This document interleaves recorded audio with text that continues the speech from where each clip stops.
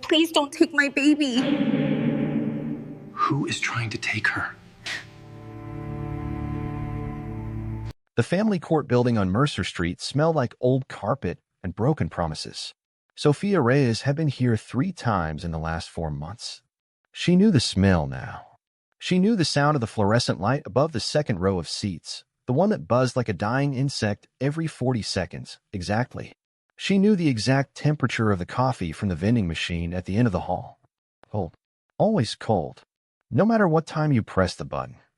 She knew all of this because when your entire world is collapsing, you start paying attention to small things. You hold on to them. The buzzing light, the cold coffee, the crack in the linoleum near the door that looked like a river on a map. Small things. Real things. Things that couldn't be taken. Lily couldn't be taken. That was the only thought that mattered. Sofia sat in the second row, third seat from the left, with her 18-month-old daughter on her lap. Lily was wearing the white dress with yellow flowers, the one Sofia had bought from the thrift store on Clement Street for $4, washed twice, pressed with a travel iron in the back room of the diner.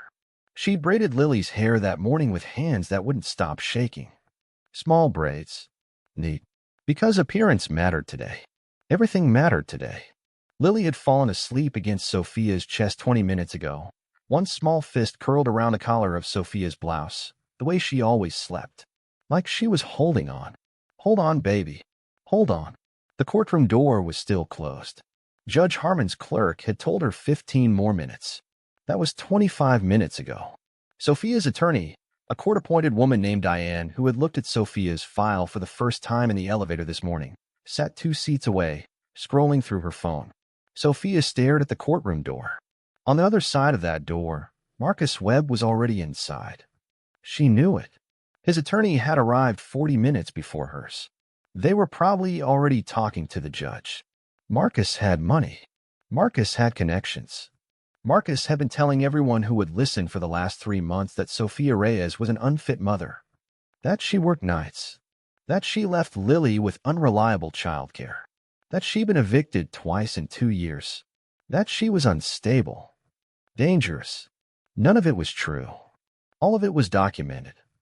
That was the thing about a man like Marcus Webb. He didn't just lie. He manufactured evidence. He had receipts. He had photos of the apartment that he'd taken himself, the one time she'd let him in to collect his things, staged to look like chaos.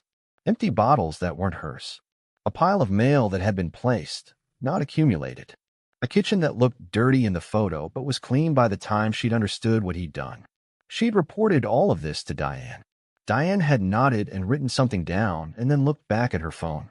Sofia pulled Lily closer and pressed her lips against the top of her daughter's head. The smell of her. Baby shampoo and something warm and sweet that was just Lily, just hers, irreducible and perfect.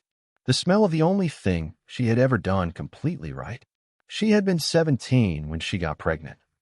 She'd been working at her aunt's restaurant, living in a 1-bedroom apartment she shared with 2 other girls, eating peanut butter from the jar and calling it dinner. She had been young and broke and terrified. But she had never once considered not having Lily. Some people were born knowing one thing absolutely.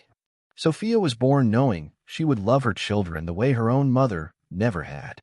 Completely. Without condition. Without end. Whatever it cost.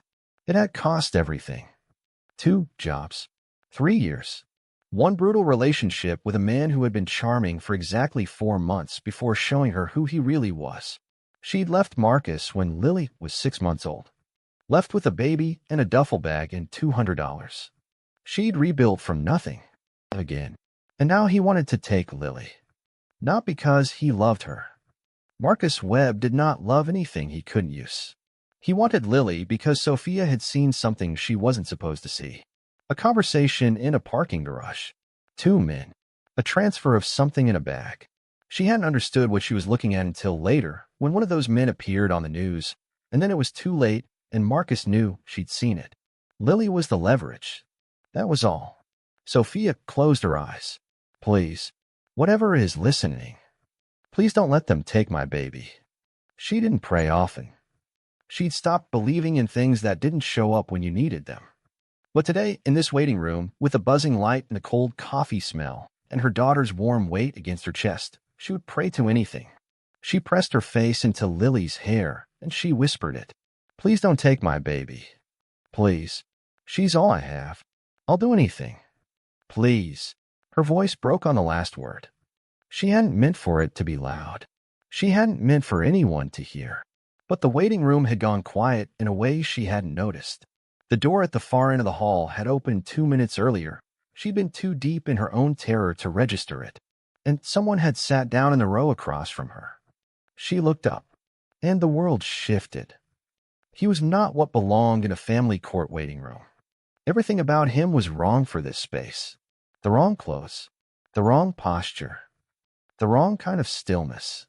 Family court waiting rooms were full of a particular kind of tension, the twitchy, desperate energy of people at the end of their rope. Mothers checking phones. Fathers rehearsing arguments under their breath. Children who didn't understand why everyone kept crying. This man was still the way that a building is still. Not the stillness of someone waiting. The stillness of something that doesn't move unless it decides to. He was wearing a black suit that had been cut for exactly his body. No tie. The collar of a white shirt open at the throat. Dark hair, short on the sides, slightly longer on top, pushed back from a face that was, she searched for the word, severe. Not ugly. Not handsome in a soft way. Severe. Like the face had been arranged to communicate a single message without ambiguity. Do not. He was maybe 35. Maybe older. The kind of face that didn't age so much as set.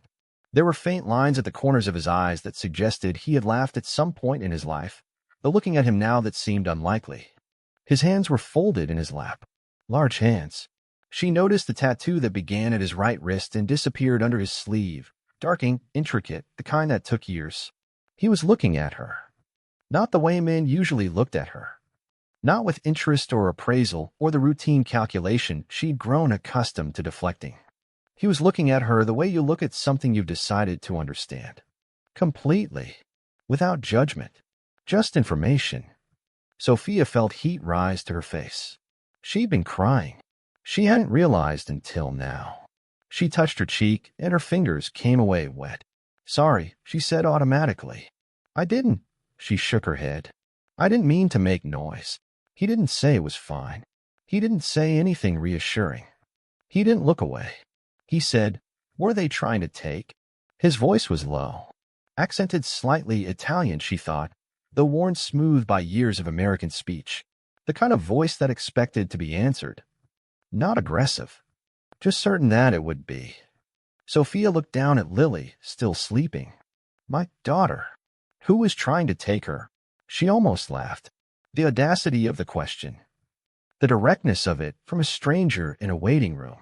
But something about the way he asked it, without preamble, without the performance of social concern, made her want to answer honestly. Her father. Except he was never really her father. He's just, she stopped. He has money. And a lawyer who's been here for 40 minutes. And I have, she glanced at Diane, still scrolling. I have, Diane. Something moved in his expression. Not quite pity. Something cooler than that. What is the father's name? Why? Because you told me what he's trying to take. I'm asking who he is. Sofia studied him. Every reasonable instinct, she had said, don't tell a stranger in a courthouse your personal business. Every reasonable instinct she had also led her here, to this seat, alone, to this moment. Marcus Webb, she said. Nothing changed in his face, but something changed near his eyes. Just slightly. The way the surface of water changes when something moves deep beneath it. And the judge. Harmon. Why are you asking me these things? He unfolded his hands and rested one forearm on the back of the seat next to him. Unhurried. Like this conversation existed outside of time. Because you asked someone to help you, he said. And I was here. Sofia stared at him. I wasn't asking you. I was... She pressed her lips together. I was just talking. I know, he said. I heard you anyway. Lily shifted in her sleep. A small sound. Her fist tightened on Sofia's collar. Sofia looked at her daughter for a long moment. Then she looked back at the man across the hall. Who are you? She asked. Damiano Caruso. The name landed differently than she expected. She didn't know why. She would understand why later. Sofia, she said. He nodded once, like a transaction had been completed. How long until you go in? He asked. They said 15 minutes. That was, she checked her phone. 30 minutes ago. What does your lawyer know? Not enough. She read the file in the elevator. A long pause. He looked toward the courtroom door. The child, he said. How old? 18 months. Something happened then that she would think about later, in the weeks and months that followed, when she was trying to understand who Damiano Caruso was beneath the things she would come to know about him. Something happened in his face. Just for a moment. Just a second. The severity cracked open, and underneath it was something she recognized because she felt it herself every day. Pure, uncomplicated love for a small person. Gone almost immediately. Sealed back behind the controlled surface. But she'd seen it. She looked down at Lily. Her name is Lily. He didn't respond. But when she looked up, he was watching her daughter with an expression that was almost quiet. Like he'd set something down. The courtroom door opened. The clerk appeared. Reyes versus Webb. We're ready. Diane snapped her phone into her bag and stood. That's us. Sofia stood, Lily still asleep against her shoulder, and looked at Damiano Caruso one more time. He had already looked away. He was looking at the courtroom door like he was reading something written on it. She went in. Marcus Webb looked the way he always looked when he wanted something. Impeccable. Controlled. His suit was gray, his tie a subdued blue.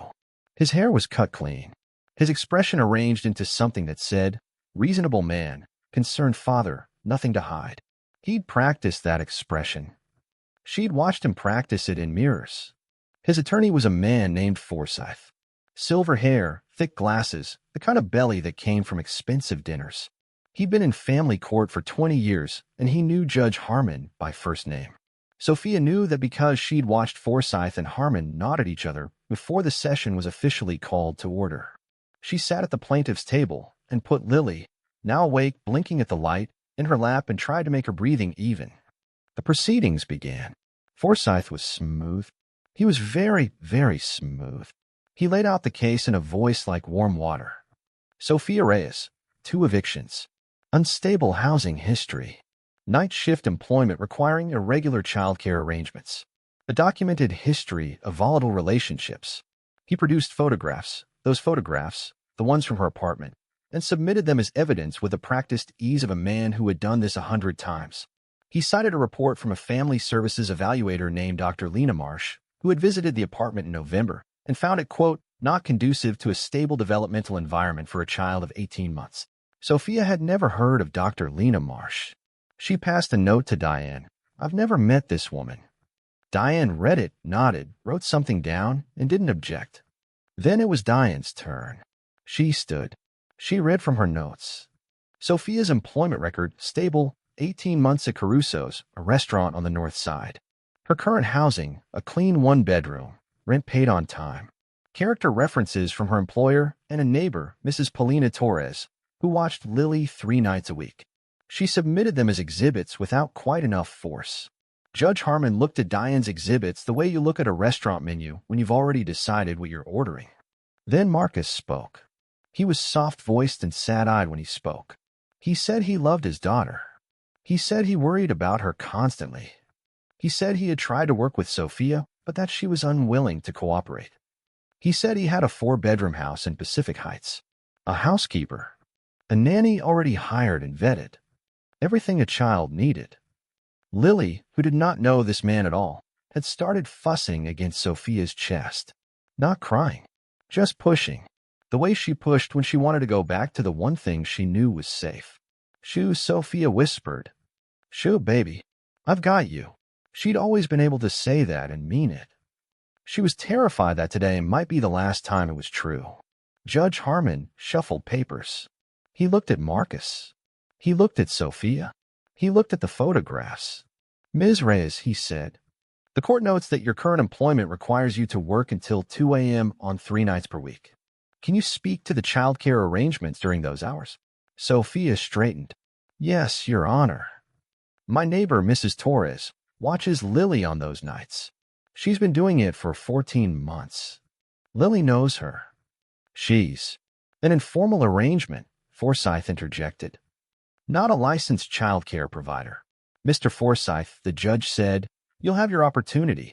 But he was already writing something down. And he wasn't writing what she'd said. Sophia felt the floor shift beneath her. She knew, in the way you know things in your body before your mind is caught up, that this had already been decided. That she was sitting in the theater of a decision that had been made somewhere else. A conversation she hadn't been part of, with money she didn't have. She held Lily tighter. Don't cry. Do not cry in this room. Judge Harmon was still writing. The pen moved in precise, unhurried strokes. Her phone buzzed. She almost ignored it. You weren't supposed to look at your phone in court. But something, she couldn't explain what, made her glance down. Unknown number. Text. It read, tell your lawyer to ask Judge Harmon when he last recused himself from a case involving the Webb family. She stared at it. She passed her phone to Diane under the table. Diane read it. Her face changed. She stood up. Your Honor, I'd like to raise a matter of potential conflict of interest. The room changed immediately. Forsyth was on his feet before Diane finished the sentence. Objection, Your Honor. This is an outrageous and unsubstantiated. On what grounds? Judge Harmon's voice was very controlled. Your Honor, we have documentation of a financial relationship between your office and the Webb Family Foundation. A contribution made in October of last year to the Judicial Re-Election Fund. We are requesting an immediate recusal and a review of all proceedings. The silence that followed was the particular silence of a room in which a very expensive thing has just been broken. Forsyth's face had gone the color of old chalk. Marcus Webb's composure, that practiced, polished thing, showed its first crack. Just a flicker. His jaw tightened. His left hand on the table formed a fist. Judge Harmon set down his pen. He looked at Diane for a long moment. Then he looked at Forsyth. Then he looked at Sophia. She met his eyes and didn't look away. He said, we'll recess for 45 minutes. They filed out. In the hallway, Diane grabbed Sophia's arm. Where did that text come from? I don't know. Sophia, I genuinely don't know. She looked down the hall. Damiano Caruso was still sitting in the second row, right where she'd left him. He had a phone in his hand. He wasn't looking at it. He was looking at his phone the way you look at something after you've already done what you needed to do with it. He looked up when she looked at him. He held her gaze for exactly 2 seconds. Then he looked away. Sophia stood in the middle of the hallway, holding her daughter, and tried to understand what was happening. People moved around her. Clerks, attorneys, a bailiff carrying a stack of folders. The buzzing light above the second row of seats buzzed. She walked to him. He looked up without surprise. That was you, she said. I don't know what you're referring to. You just sent my lawyer information about the judge. Your lawyer made a motion based on information she had access to, he said. That's her job. Damiano. He looked at her when she said his name. Something shifted in his expression, not quite surprise, but something adjacent to it, like he hadn't expected her to use it. Why, she said. He was quiet for a moment. He looked at Lily, who had grabbed Sophia's hair in both fists and was chewing on it with great contentment. I told you, he said. You asked someone to help you. I was here. You don't know me. No. You don't know anything about my situation. I know enough. How? How do you know enough? He looked at her steadily. Because in the time you were in that room, I made some calls. Sophia stared at him. You made some calls. Yes. She tried to process that.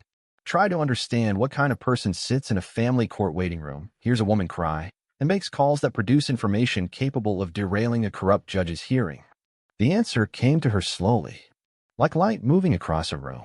Caruso's, she said. He waited. That's where I work.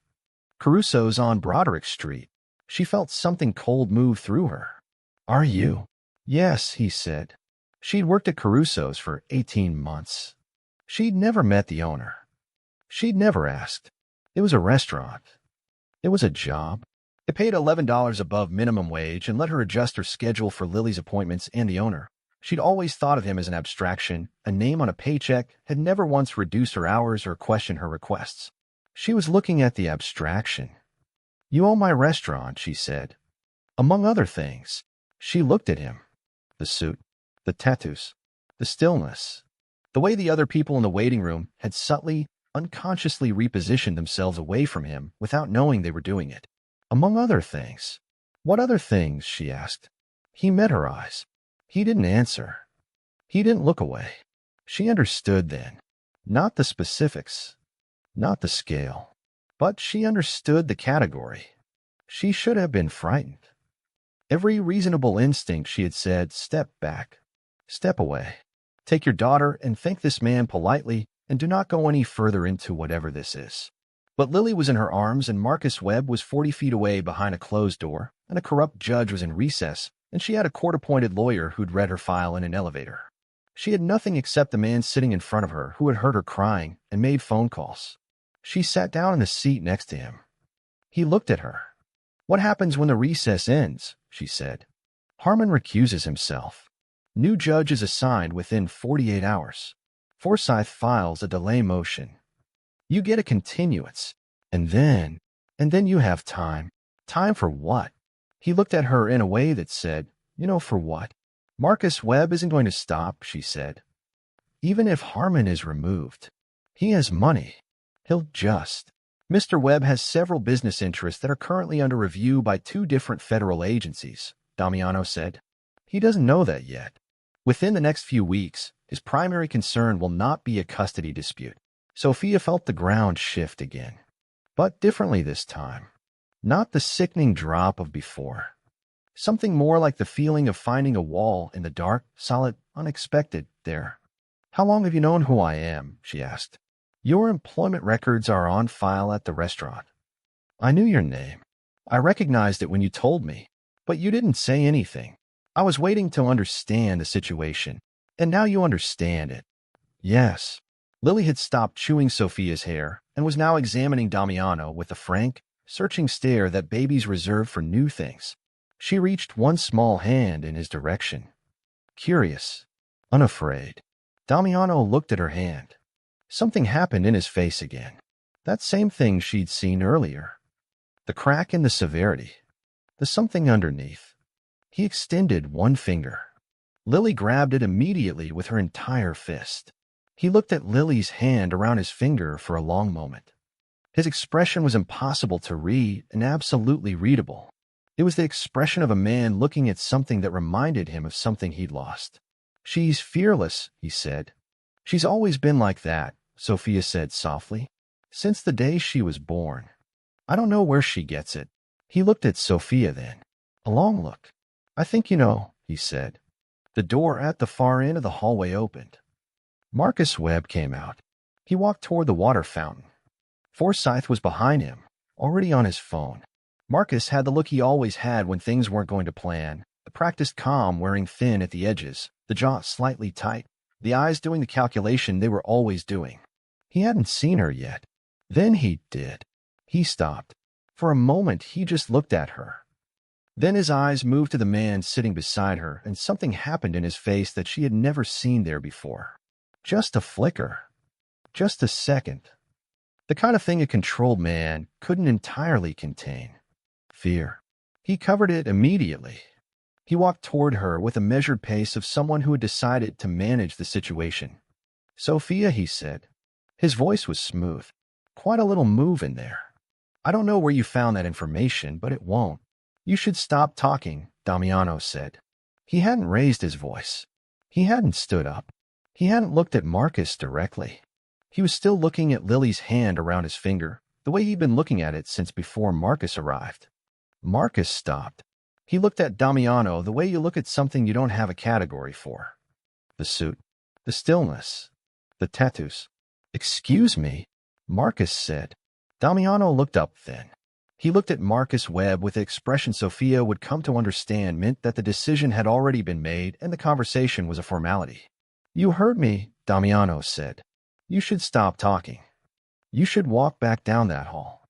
You should sit with your lawyer, and you should think very carefully about what you do next. A pause. The voice level, calm, unhurried. Because the thing you did to that woman, the photographs, the evaluator, the contribution to Harmon's fund, all of it is documented. All of it is already with people who know what to do with it. And the thing you had Raymond Cho do in that parking garage in March, that's documented too. The color left Marcus Webb's face. Not gradually. All at once, the way a light goes out. I don't know what you're. Raymond Cho, Damiano said, the same level voice, is already under federal investigation.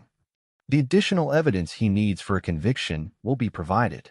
Your name is in that evidence. Plus, your financial records. Your communications.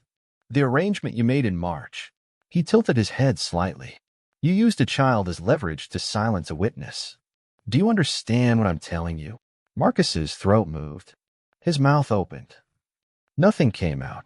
Damiano looked away from him, back to Lily's hand around his finger. Completely immediately, as if Marcus Webb had already ceased to exist. You have one opportunity to do this quietly, Damiano said, to no one in particular, to the middle distance. Take it. Forsyth had appeared at Marcus's shoulder. He'd caught enough to understand the shape of what was happening. He took Marcus's arm. Come on, Forsyth said quietly. His voice was different now, smaller. Marcus didn't move for a moment. He looked at Sofia. She looked back at him. She didn't look away. He was searching her face for something, for fear, maybe, for the version of her he'd always dealt with. The one who apologized. The one who retreated. That version wasn't here today. She looked at him until he looked away. Forsyth guided him back down the hallway. Sofia watched them go. The hallway was quiet. The buzzing light buzzed. She looked at Damiano. He was still looking at Lily's hand around his finger. He hadn't watched Marcus leave. He hadn't needed to. He understood, she said. Yes. Is it enough? Will he actually? He doesn't have a choice, Damiano said simply. He just understood that. Lily made a small sound. She released Damiano's finger and turned back to Sofia's hair, which had apparently been determined more interesting than anything else available. The courtroom door opened. The clerk appeared. We're resuming. Diane was already at Sofia's elbow. Her spine was different now. Straighter. The eyes sharper. She'd read that text 3 more times during the recess, and each time it had changed something in her understanding of the afternoon. Ready, Diane said. Sofia stood. She looked at Damiano one last time. He looked up at her. It's going to be fine, he said. She believed him. She went in. Judge Harmon recused himself.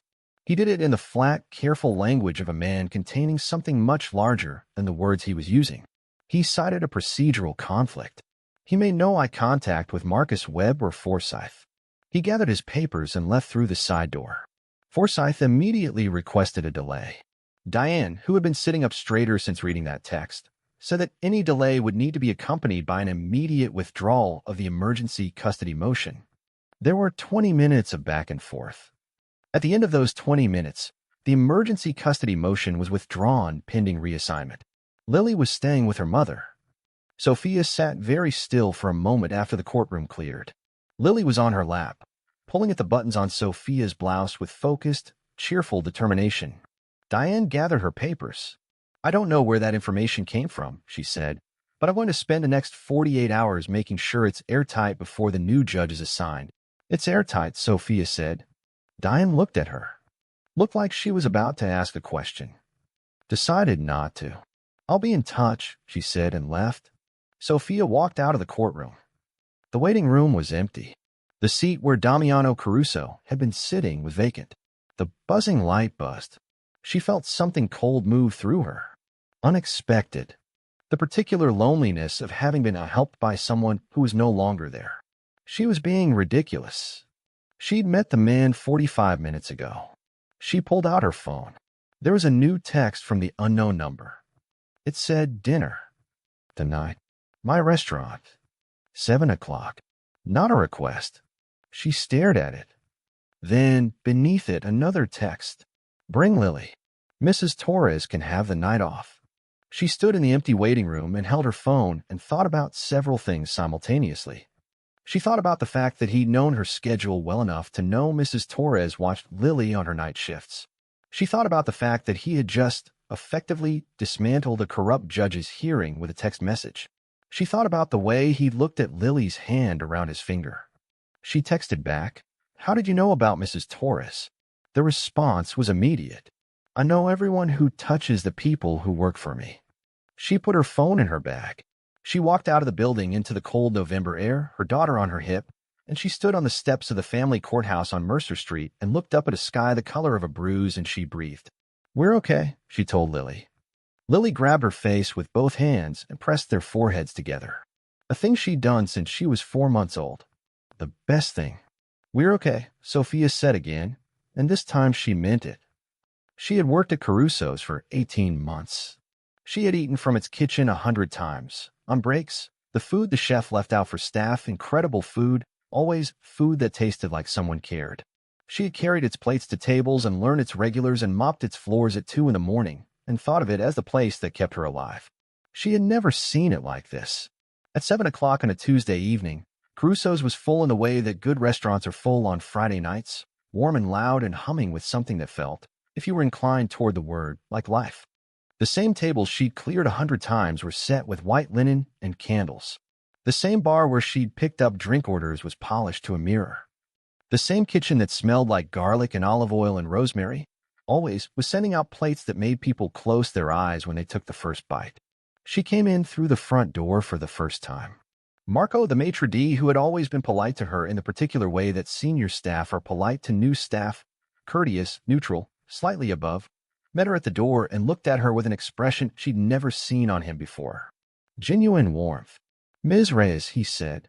"Right this way." She was wearing the black dress. The one good dress she owned, bought for cousin's wedding 3 years ago. She'd been uncertain about it, too formal. Maybe, or not formal enough. She didn't know the register here. She didn't know what this was. But she'd put it on and put Lily in the yellow dress again, Lily's best dress, and she'd come. She'd come because the man had sat across from her in the worst room she'd ever sat in and heard her and helped her, and she owed him at least dinner conversation. She followed Marco through the restaurant. They passed a four-top near the window. She'd cleared that table twice last week. She passed the bar. She passed the kitchen door, which opened as she went by and emitted a wave of incredible heat and the smell of something with time. They went through a door at the back of the restaurant she'd never been through. Private room, smaller than the main floor. One table set for 2, with a high chair beside it that had not been there this morning. Candles. Good wine already open and breathing. Through a large window, the city lights. Damiano was standing when she came in. He'd changed. Still a dark suit, but different. Less severe. A jacket that fit like it had been assembled directly onto his body. He looked at her the way he'd looked at her in the waiting room, completely without judgment. Like she was information he was committed to understanding. "You came," he said. "You said it wasn't a request." "I did. I came anyway." There's a difference. Something moved in his expression. Not quite a smile. The ghost of one. He looked at Lily, who was examining the private dining room with the intense scientific interest of someone encountering a new biome. "Lily," he said. Lily looked at him. Then she reached for him in the way babies reach for things they've decided belong to them. He took her without hesitation, held her with the practiced ease of someone who had done this before. Lily grabbed his collar, found his lapel, decided it was interesting, began investigating. Sophia watched this. He caught her watching. "You've done that before," she said. "Held a baby." A pause. "Yes," he said. He settled Lily into the high chair. She protested briefly, then discovered the small bread roll that appeared on her tray, placed there by a server who materialized and disappeared with the efficiency of someone very well trained, and accepted the trade. They sat down. For a moment, neither of them spoke. The city lights were orange and gold through the window. The wine was, she realized after the first sip, extraordinary, something she'd never have ordered because she'd never know to order it. "Tell me about Marcus Webb," Damiano said. She looked at him. "Why?" "Because I need to know what I'm dealing with." "You said the federal agencies." "I know what I said." "Tell me anyway." She held her glass. She looked at the table. Then she told him. All of it. She hadn't told anyone all of it. Diane had gotten a summary. Her aunt had gotten a version without the parking garage. Mrs. Torres got the version about the custody battle. Nothing before it. She told Damiano all of it. The parking garage. The man she'd later recognized on the news, Raymond Cho, indicted 6 months ago for trafficking, no conviction yet. The conversation she'd partially overheard. Marcus's face when he realized she'd been there. The shift in his behavior immediately after. The first CPS report, which she'd thought was a misunderstanding. The second one, which she'd known wasn't. He listened without interrupting. Without reaction exactly, but with a quality of attention that was its own kind of response, the feeling of being heard completely, with nothing left over. When she finished, he was quiet for a moment. "Did you tell anyone what you saw in the parking garage?" he said. "No. I thought about going to the police." But Marcus was, she shook her head. "I didn't have proof. I had a partial conversation in a parking garage at 10 at night.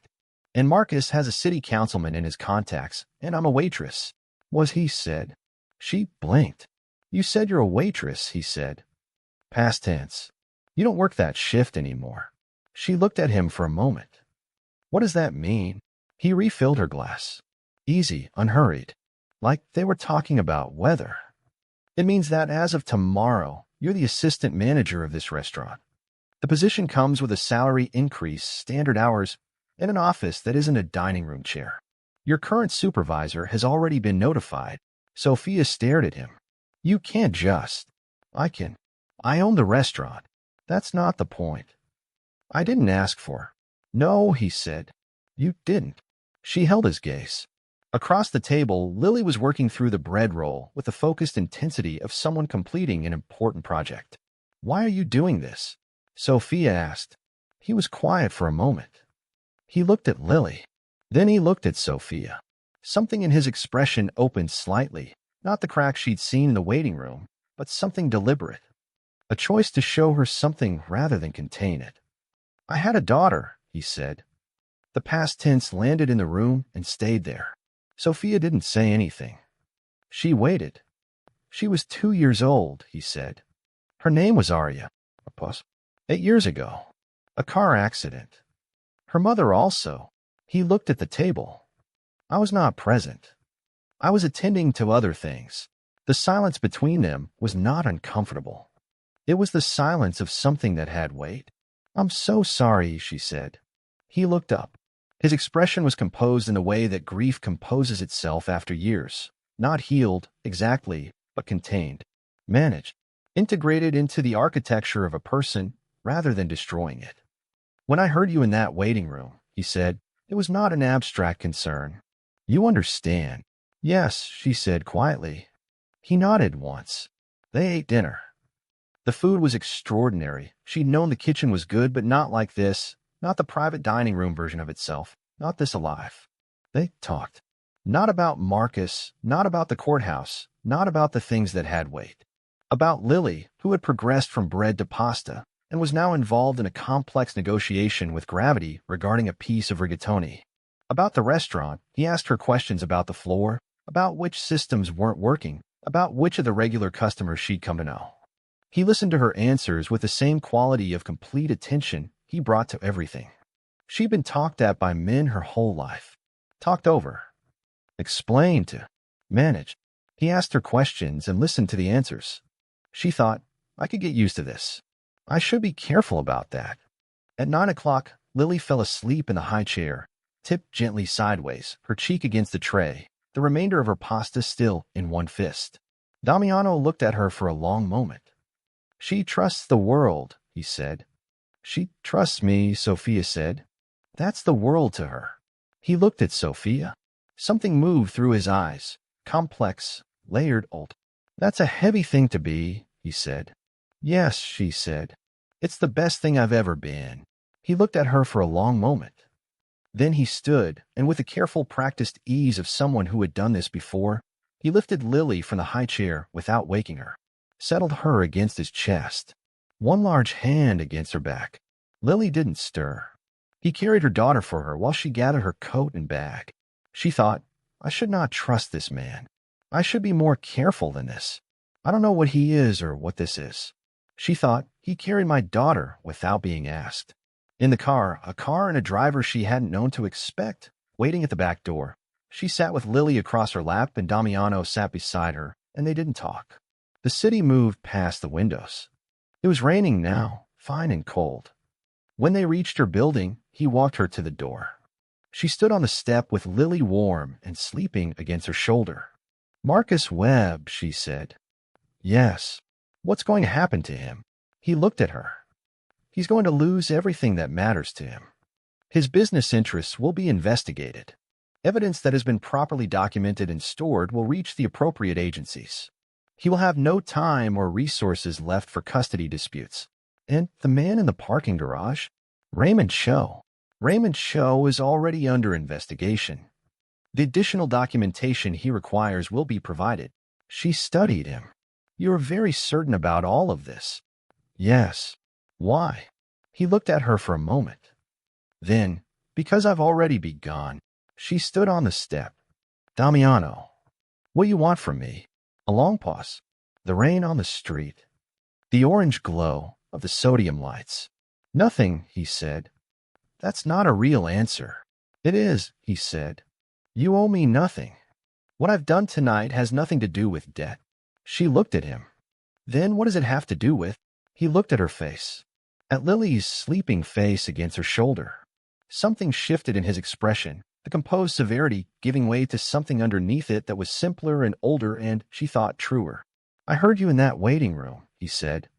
"You asked for help. I was there." A pause. "That's all." She held his gaze for one more moment. "Thank you," she said. He nodded. "Good night, Sofia." "Good night, Damiano." She went inside. She put Lily to bed.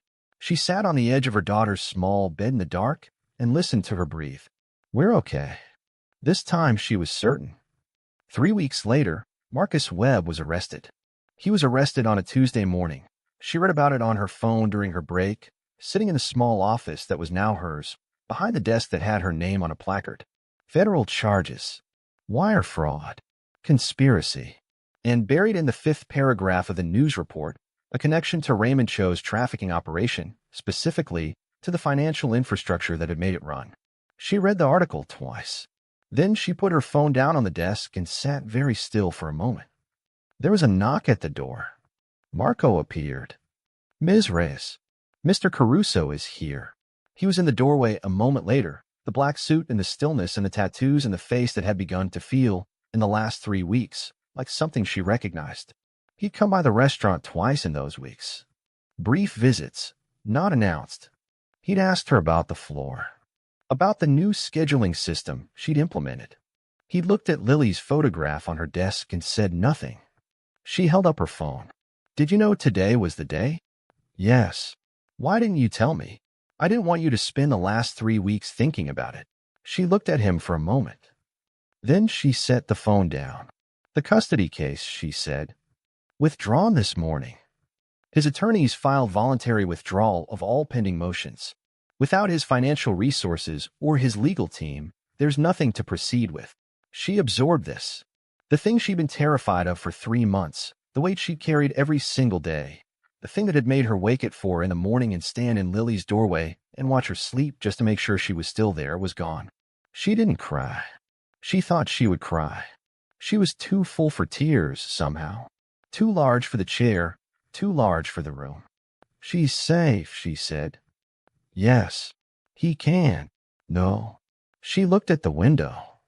The street outside was gray and windy, leaves moving. A woman walked past pushing a stroller. Normal Tuesday. Normal world, running on its ordinary tracks and different. "Damiano." He looked at her.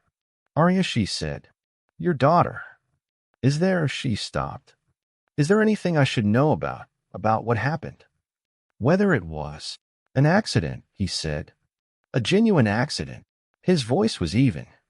"There was no one to blame. No one to find." A pause. "That was its own kind of difficulty." She nodded slowly. "There's no justice in an accident." "No," he said. "There isn't." He looked at her. "Which is perhaps why the other kind, the kind that can be arranged, matters to me." She understood then completely what he was. Not just the business interests and the men who appeared when needed and the text messages that changed the outcome of courtroom proceedings. She understood what drove it, what lived under the severity, what the whole architecture was built on top of. Grief, rage at meaningless loss, the need, when loss had a cause, to make it mean something. She understood this completely because it was what lived in her too, just expressed differently. She stood up from the desk. She crossed the small office, and she stood in front of him. He looked at her. She reached up and placed her hand against his face, just for a moment, palm flat against his jaw. He went very still. Not the stillness of containment this time. The stillness of something that had been held very tightly for a very long time and has been given, for 1 second, permission to stop. He closed his eyes. She left her hand there for 3 seconds. Then she lowered it. He opened his eyes. She would have liked Lily, Sofia said. Something happened in his face that she would remember for the rest of her life. Not the crack in the severity. The whole thing opening. Just for a moment. The man beneath everything else, surfaced and real. Yes, he said. She would have. A beat. She would have liked you too, he said. Sofia looked at him for a long moment. Come to dinner, she said. Not your restaurant. Mine. I'll cook. You fed me. Fair is fair. He studied her. That sounds like a proposition. It's dinner, Damiano. You said that last time. She almost smiled. Is that a yes? He looked at her. The severity was back, but it was different now. Not a wall exactly. More like a door. Yes, he said. She made pasta. The good kind, the kind her aunt had taught her, the kind that took an hour and smelled like home. She set the table for two with the plates that didn't match and the candles from the drawer and wine from a bottle he arrived with. A bottle she wouldn't understand the value of until later, when she looked it up and sat down. Lily ate before they did, cheerfully and with maximum surface area coverage, and was bathed and in pajamas and deposited in Damiano's arms without ceremony while Sofia did the dishes, because he was there and she had dishes to do. He sat on the couch with Lily reading him a board book that she'd read to Sofia 100 times, the one with the bear and the moon, and every time they got to the part where the bear goes to sleep, Lily looked up at him with the expectant, theatrical gravity of a child who needed the adult to understand the weight of the moment. He said, "Good night, bear," on cue every time. Lily was satisfied. By 8:30, she was asleep, again in his arms, because she was Lily, and she had decided he was safe from the first moment, and she was never wrong about these things. He carried her to bed. He came back to the kitchen where Sofia was drying the last pot. They stood in the kitchen of her small apartment with the dishes clean, and the candles still going in the other room, and the city quiet outside the window. He looked at her. She looked at him. Damiano. Yes. I'm not interested in being saved, she said. I want to be clear about that. I've been saving myself since I was 16. I'm good at it. I know, he said. And I'm not interested in anything complicated. Lily is my first thing. She will always be my first thing. I know that too, he said. I would not have it any other way. She held his gaze. Then what is this, she said. He was quiet for a moment. Then, in the same direct, unornamented way, he said all things. I think you know what this is. She did know. She'd known since he'd held Lily in the waiting room. She'd known since he'd looked at the bread roll and then looked at her. She'd known since dinner at his restaurant and the car in the rain and the photograph on her desk. She had known in the waiting room when she'd whispered to the air and he'd been there to hear it. She stepped forward. He didn't move toward her. He'd never been someone who moved toward things. But when she reached him, his arms came around her, and it was, she thought, the most natural thing, like something clicking into the place it had always been made for, unforced, just gravity, just the most obvious outcome of two things placed near each other. He held her the way he held Lily. Completely. Like holding was something he took seriously. Outside, the city ran its ordinary machinery. Somewhere across town, Marcus Webb was in a holding cell with a public defender and a collapsing case file. Somewhere in a federal building, Raymond Cho's expanded indictment was being processed. Judge Harmon was under investigation. The machine of justice moved in its slow gears. In her small apartment, with the candles burning and her daughter sleeping, and the man she hadn't known 3 weeks ago standing in her kitchen, holding her like she was the most important thing in the room, Sofia Reyes felt something she hadn't felt in years. Safe. Not saved. Not rescued. Not the diminished, contingent kind of safe that comes from depending on someone else's power. The other kind. The kind that comes from knowing someone is beside you, and knowing you're beside someone, and knowing that whatever comes next, you face it together. Lily's voice came from the bedroom. Small, half asleep. Mama. Sofia pulled back, looked at him. He nodded. She went to her daughter. In the doorway, she paused and looked back. He was leaning against the kitchen counter, arms crossed, watching her go. The severity was there, but it was warm now, or she could see the warmth beneath it, through it, the real temperature of the man. She's okay, Sofia said. She just does this. She just needs to know I'm here. I know, he said. She went to Lily. She lay down beside her in the small bed and pulled her close. I'm here, baby. Lily sighed. Her fist found Sofia's collar. Through the wall, Sofia could hear him moving in the kitchen, the quiet sound of things being done. He was cleaning up. He was just doing the last dishes. She lay in the dark and held her daughter and listened to the sounds of someone staying. She closed her eyes. Marcus Webb was convicted on 11 federal counts. He stood in the same courthouse where he had stood 3 months earlier expecting to walk out with Sofia's daughter, and he stood in front of a judge, not Harmon, who was no longer a judge, and he was sentenced to 14 years. Sofia was not in the courtroom. She had better things to do. She was at Caruso's in her office, working through the quarterly staffing model she'd built with Marco, which had reduced staff turnover by 18% and had been cited by Damiano as the best operational initiative the restaurant had seen in a decade. She'd stopped processing this kind of statement by now. She'd learned over 6 months that Damiano Caruso said exactly what he meant and didn't say things he didn't mean, and the appropriate response was to simply receive it. At 4 o'clock, Marco knocked on her door and said Mr. Caruso was here. He walked in and sat down across from her desk and put a folder on the surface between them. He did that sometimes, came to the restaurant in the middle of the day with something he needed to think through, and he thought best he told her with her in the room.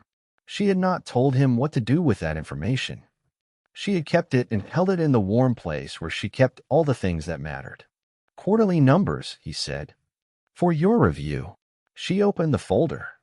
Also, he said. He placed something else on the desk. A small photograph. Slightly faded. A dark-haired man she didn't recognize at first. Younger, the severity not yet fully set, holding a small girl with dark eyes and an enormous smile. The man's expression was a thing she'd never quite seen on his face. Pure, uncomplicated joy. She looked at it for a long moment. Arya, she said. Yes. She looked up at him. He was watching her with the expression she'd come to know best, the one that was composed but not contained, open in the way he'd chosen to be open with her. Why are you showing me this? She said softly. Because I've been carrying it in my coat for 8 years, he said, and I thought it was time to put it somewhere else. I thought you should have it. She looked at the photograph. She understood what he was saying. Not just about the photograph. About the carrying. She stood up from the desk. She walked around it. She stood in front of him the way she'd stood in her kitchen 6 months ago. He looked up at her. Damiano, she said. Yes. Lily asked me this morning if you were her father. His expression didn't change, but something in his eyes moved. What did you tell her? He said. I told her I'd ask you. A long pause. The restaurant hummed outside the closed door. The kitchen smell of garlic and rosemary came through the wall. Somewhere in the main room, a child at one of the tables laughed. That complete, unself-conscious sound that children make when something is funny in the way that only children understand. Damiano looked at her. What would you want me to say? He said. She reached down and took his hand. Turned it over. Put the photograph in his palm, not to give it back, but to hold with him. I want you to say yes, she said. When you're ready. When it's true. He looked at the photograph in his hand. His thumb moved across the face of the girl in the image. Once, gently. It's already true, he said. Sofia looked at him for a long moment. Then she leaned down and she pressed her lips to his temple, the same gesture she used with Lily, the truest kind she knew. He closed his eyes. She straightened up. She went back to her desk. She picked up the quarterly report. The staffing model, she said. Page 3. He composed himself. He looked at her. Something that was not quite a smile, but was the best version of what lived nearest to one settled across his face. He turned to page 3. Outside the office, the restaurant ran. The kitchen produced its extraordinary food. The regulars came and sat at their tables and ate and talked and left and came back. The city moved through its ordinary November gray. And in a small office on Broderick Street, Damiano Caruso and Sofia Reyes sat across a desk covered in numbers and photographs and the everyday materials of a life being built and worked together.